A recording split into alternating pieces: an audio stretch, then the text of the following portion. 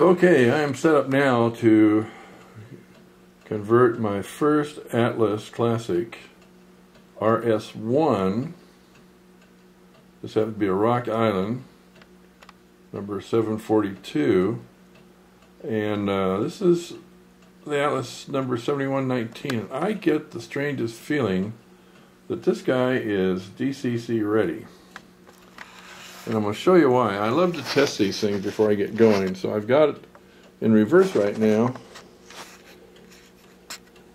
And what I've learned, finally, I had a guy tell me this, and I said, well, I'm not going to argue with you, but this on the left is the back end of this rascal. And so it's in reverse, and the light comes on, which makes me think, as I put my finger over the lens, that this guy is DCC already. But it doesn't say that on the box. But listen how quiet this is. I really, really like these Atlas locomotives. We're going to go in forward, and I'm using my MRC Tech 6, and I'm going to give it just a touch of power, and the light comes on. I advance it further. You can see the torque. I'm not sure why I'm getting that much torque on these motors, so I may have to take these trucks apart and clean them as well. But anyway, this runs fine. So that was the main thing. So now I have a choice, and I've already tested this MRC 1715 decoder, which is the universal. It's the Alco 539T, and as you can see, it's fairly small.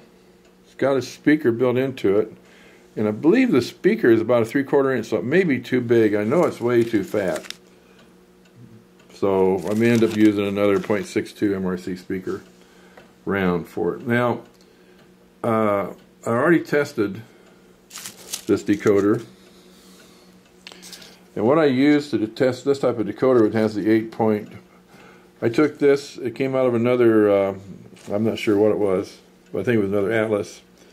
This card installed a 27 ohm resistor and hooked up just the red and the black wires, which are my two pickup leads for the 12 volt. The 27 ohm resistor protects it. And then, as you can see, I've got an arrow that tells me, okay, I want the wires off the harness to come back, and I plug it in, and that gives me just the 12 volt system going into the decoder. And since it's a sound decoder, I can go through my sounds and see if it's going to function correctly, which it did. I suggest you do that before you try and install one. So anyway, enough preparation here. I'm going to go ahead and open this thing up and get ready to start this process. Okay, once you get her turned upside down, then it's nothing more than trying to work left-handed when you're right-handed. And unscrew the coupler box. And I think I'm going to have to work right-handed because I'm not as ambidextrous as well, I guess it's loose. Okay, so that's loose, and I don't like the way that's acting. Now these are tough enough to get out when they stand up, and that one is now. So I just use a magnet, and that lets me get that screw out quite easily. And of course, put that screw where it's going to be safe. And in this case, I'm putting them right here and then pull the coupler box out carefully, because you can see this has some of the piping coming down. So then we're going to have to get in here, and there's these tabs right inside of here. You can't even see it, I don't think. And pop this thing loose. And I need two hands to do that, so we'll get back to it. Two hands. Let's see what happens here. Turn it this way. You got to be careful with these rascals. Make sure that they're all undone. So we don't break them.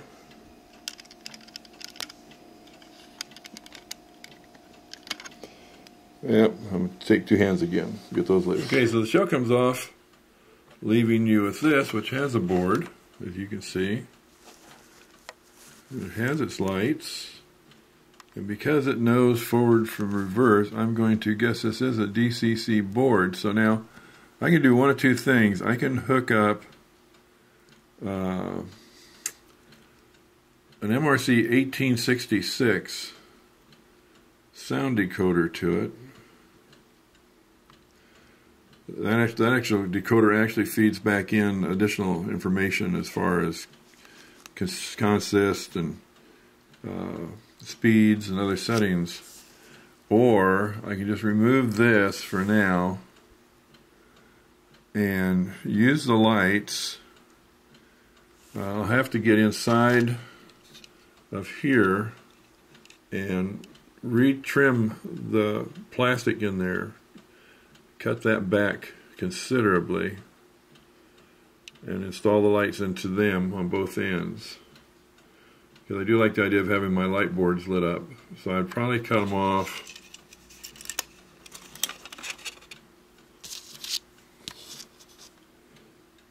all the way back to approximately here, and hopefully that would leave enough room for a speaker down below. I'll also take the cab off of this like I have the RS3s and install, I think I will, yeah I will, and install the speaker up inside of it as well. You won't be able to see it, but I can put a 0.62 and still be able to see through as I can here. So we'll play with this a little bit and then get back and see just kind of which direction we're going to go. Okay, I think you see the two little tabs up there. Once you get those kind of loosened, then this comes off quite easily. And you can see there's not a lot of room up in there. Plus, you don't really want to get up where you're showing something inside the windows up here on the top. So what I've done on the RS3s is I have cut a hole right here, where you see this indentation here. The tabs go forward and aft, so you can actually open this whole area up if you want and install a 0.62 speaker. I don't think a 3/4 would fit without being visible, but the bigger the better. Then you still have room to install a speaker someplace in this environment for the second speaker, which I think so far is just giving these things really incredible sound. Whether it's an oval 14 by 20 or a QSI mini oval, which seems to give a good high fidelity sound to it. So anyway, I'm going to go ahead and remove this board. I'm going to go with the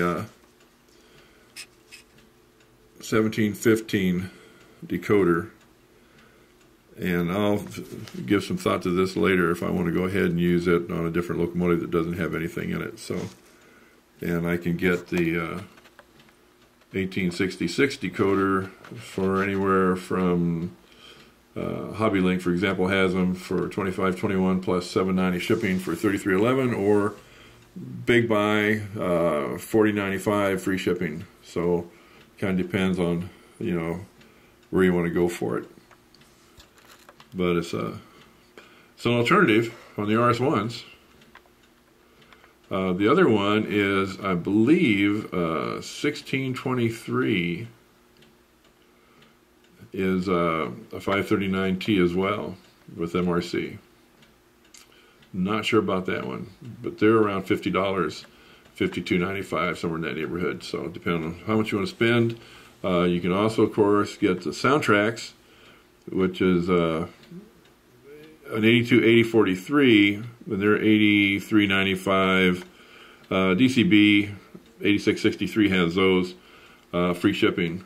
And I like soundtracks, but I got to tell you, these MRCs, they've gone out and recorded the actual units, and I'm impressed. I'm not sure I'm willing to spend another $40 or $48 to get the same thing. So anyway, it's just give it a thought. Whatever rings your bell.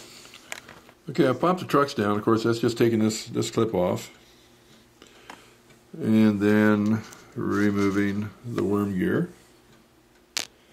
And then these just drop out. Now, these are running fairly well on the track, but you can see they've got a lot of heavy grease on them, and it really is a heavy grease. So, viva la differenza. So these, once you get the side post off, they just unclip from the front and the back, and then they just pop off this pin right here. And you've got your power pickup, your lead. And what I'm going to do is I'm going to pop this cap off too and solder this on. I don't like those. So anyway, we'll solder those on in a few minutes. Meantime, this, unlike many of them that have the clips, it's held together with these little bitty screws. So I've already removed the one, and I was in the process of removing the other, and I thought, you guys will probably remember, but I probably won't. So I'm going to go ahead and remove this second screw. Anyway, instead of messing with this thing, I'm going to take that one screw out, and I'm going to put this in some warm soapy water using Dawn, which is one of the best grease cutters there is, and get all this grease out of here, and then I'll re-oil it with a little bit of graphite and put it back together, and it should be a lot freer than it is, and it will stay that way. Instead of, as I cleaned this one worm gear, you can see it's got some old, ugly, thick grease in it, which just basically doesn't help a thing. It's not really doing a good job of lubricating, and it's just slowing down and taking more energy to make the locomotive go, which means there's less train that you can pull. Not a win-win. Okay, so I'm not going to use the board that came with this thing that has the lights mounted to it.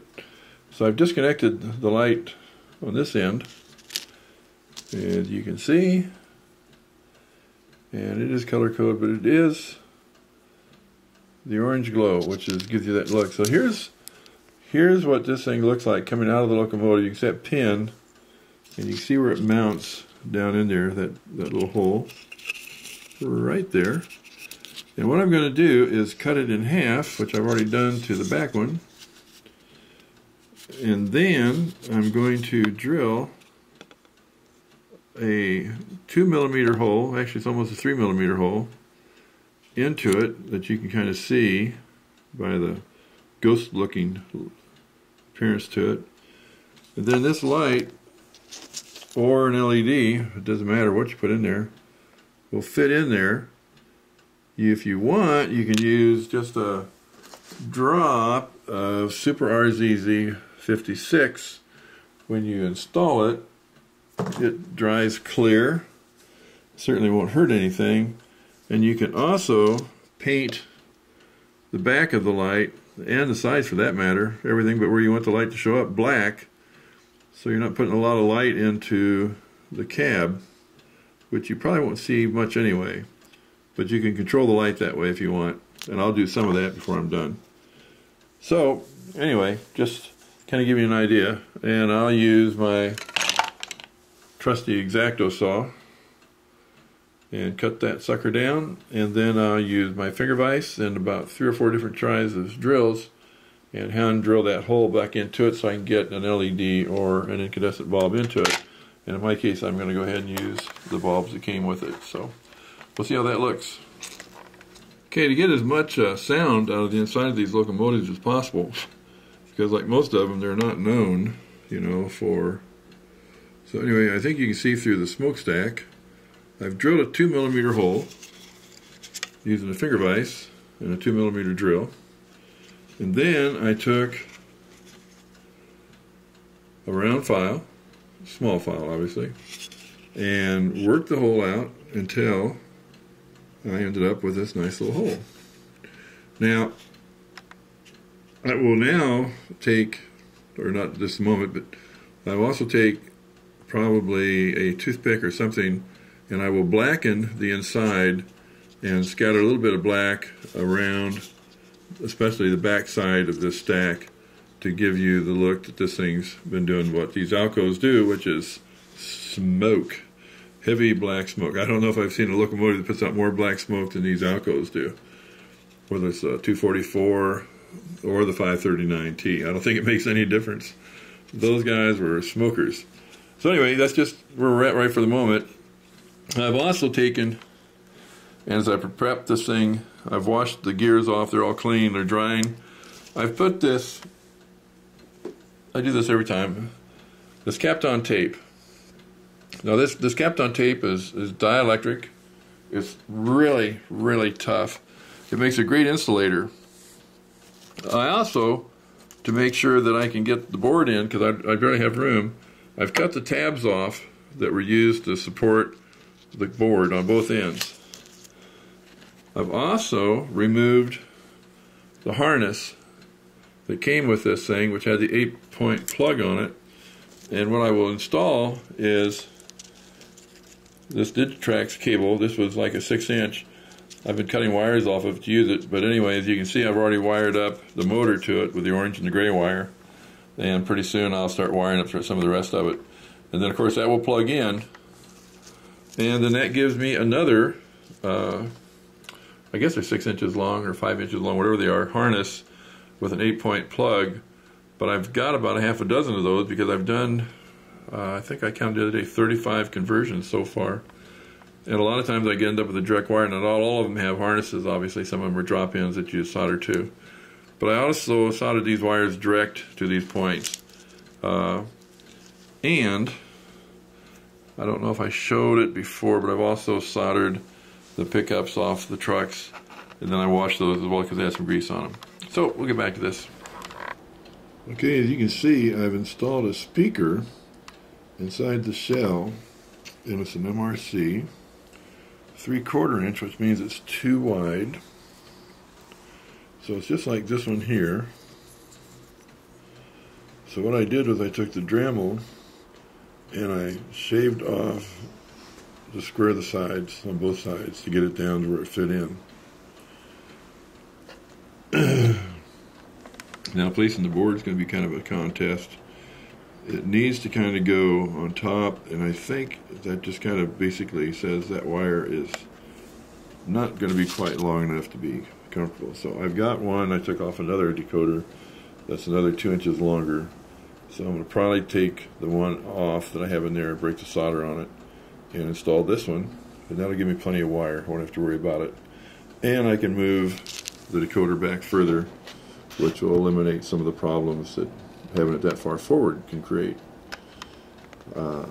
It's really a tight fit, getting everything in there and having that speaker come down to this surface here on both sides, and hopefully it won't interfere. And that's metal. That's one thing I do like about this locomotive. This frame is solid metal. That's where all the weight is. So it left you with a lot of open area. So the speaker could be put back further in the car if I wanted to and just let it echo forward. It's another opportunity. Stick it back inside of here someplace over the top of this. But of course then again you have the same problem with the height. So you don't really gain much from that. So we'll see. But just kind of catching you up. I've got these lights ready. It's going to take resistors. And what I may do is take the resistors off the existing board, or just go ahead and put in, I believe it's going to be right around a 300 ohm or 300 to 400 ohm resistor. Then we'll try and see how bright the light is. If it's not bright enough, we'll reduce the amount of resistance until we get the amount of brilliance we want. So enough for that for just a moment. Well, I was going to say too, around the speaker, I ended up grinding off, unfortunately, this baffle. So what I did was I went ahead and put some of this tape around it to reclose that area to keep the sound inside the baffle. And then of course it's pressed up against the sides, so that ought to work just fine. So we'll see. Okay, so I set the lights up. The lights that came with it, I don't know what I did, but after testing them and seeing to it they worked, then they didn't work. And I'm not even sure that these are resistors, because they look more like a capacitor. And using the card that came with this locomotive, the lights knew whether they were going forward or reverse, and they stayed on. It wasn't really a total DCC decoder. So anyway, I've got the decoder wired basically, and I think I've got the wires where they're going to be held in place. I've got the speaker in, as you can see, and plugged in. I've got the light inserts in after I cut them off, and I've got a 3mm hole drilled in them, and they're in place. They look black, but they're not. I do believe that when I put the speaker in, it will fit. I cut the hole bigger, but as you can see, the two slots, one here, one on the other side of the speaker, and the cables. The smokestack was drilled out. It's been painted to make it look black, because one thing you can never accuse an Alco of was having a clean smokestack. So this is the initial speaker that came with this MRC0001715 decoder. I do believe the wires are pretty much out of the way. This one right here I'm kind of playing with. It's got to come over a little bit more to be secure, and I'll have to work that with two hands. So I'm going to get these wires. I'm going to hook up my blue wire, one for the rear light. As you can see, it's got a 1K resistor in it. It's a 1.5 volt bright white. It's supposed to be gold. We'll see. We'll turn it on here in a few minutes. And then the front light. This cable is kind of long, but we'll just have to tuck it in. Make sure it doesn't get in the way. It needs blue wire attached yet. The blue wire being the common positive. So I'll do that, then I'll come back to this. I just want to show you, I use these clothespins for a ton of things, and right now what it's doing is it's holding this light. So this one is just kind of securing the light. This clothespin is basically on the lead to the LED to absorb the heat.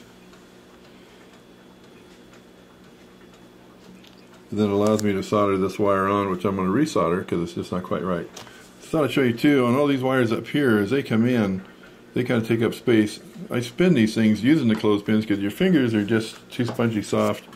The clothespins are small, you can put them on, especially if you have one that you've adapted to have like a really small nose on it. And it works like little wire twister pliers.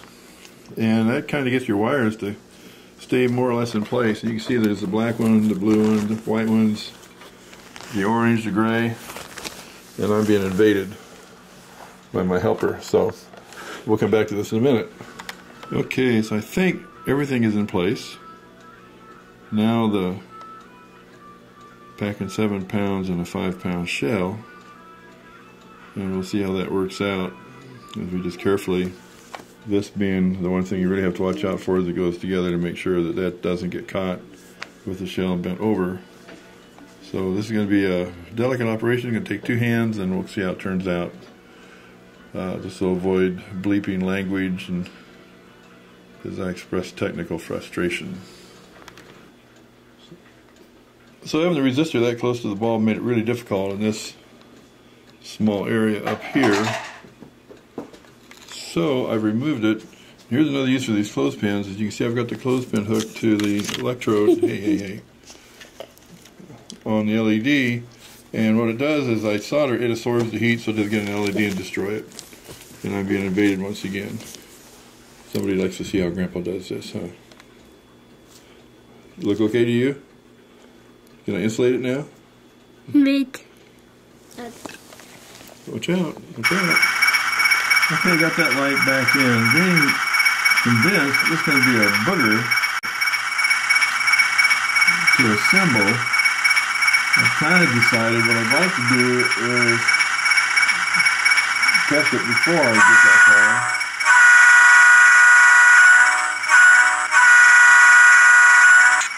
The horn's moving good. I like the bell. We're in forward. Whoops, this is this end, so let's see if we to hit the right button. So there's the headlight, and the boards light up. And if we go to reverse, I'm just using my Tech 6, I get that light and the boards.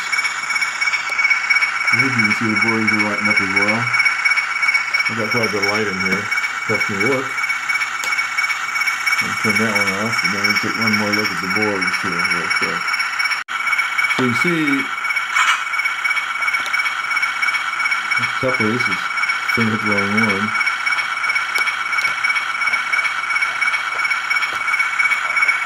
Oh, in reverse. And you see the lights light, the board lights up.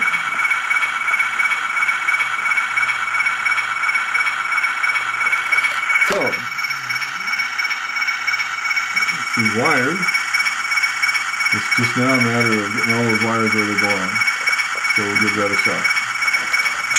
Okay, just a quick shot. I still couldn't get the shell to close down. If I did, I couldn't get the motor to run right. I knew I was getting some resistance someplace.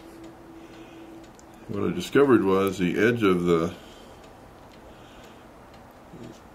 speaker baffle was rubbing on the flywheel. So I have reduced the thickness of this thing, as you can see. Just enough, I think, a couple millimeters, to get this thing to fit. So now we'll try and put it back in and see how that works out. This is all together. It's still doesn't seem to like having its hood put down for whatever reason. So we'll put it in reverse.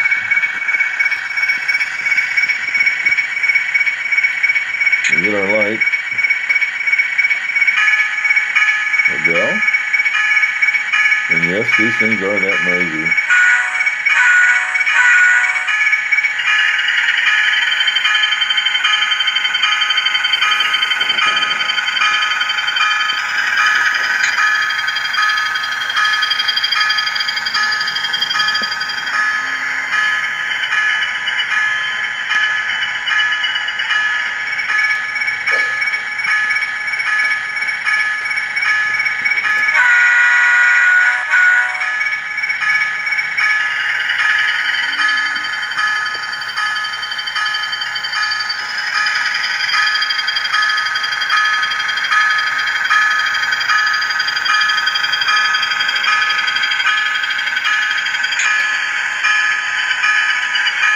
It really torques. I'm not sure why, but I think you can watch it.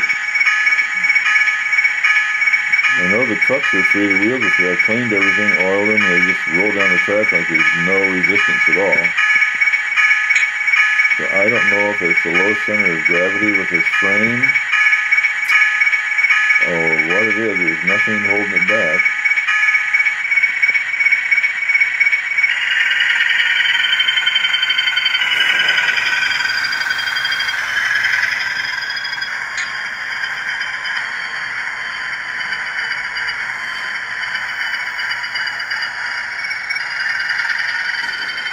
I think you can watch her.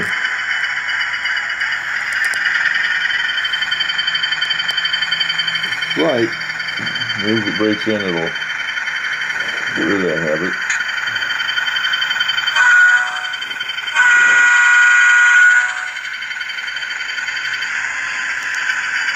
Anyway, like I said, every one of these is different. This is my first RS1. I hope some of this was useful. I sure learned a lot. I still got to glue the horn back on. I got one rail that's broken. I'll use super glue on that. And I'll fix that and put the couplers on it. And I will go to the Katie scale couplers. I think the 58s. I really like those. They fit right in the box. They're easy way to install them. They look a lot more realistic.